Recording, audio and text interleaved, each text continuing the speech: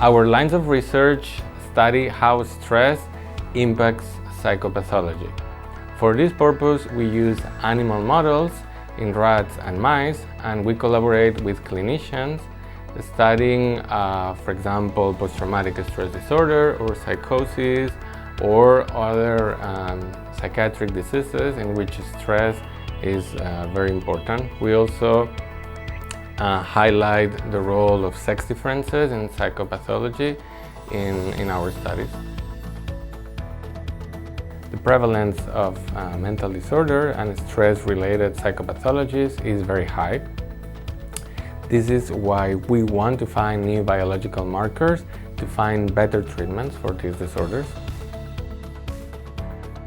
Our successful studies will help us to further understand how the brain processes information, but also we want to find these biomarkers that will help us to find new treatments to prevent and treat mental disorders.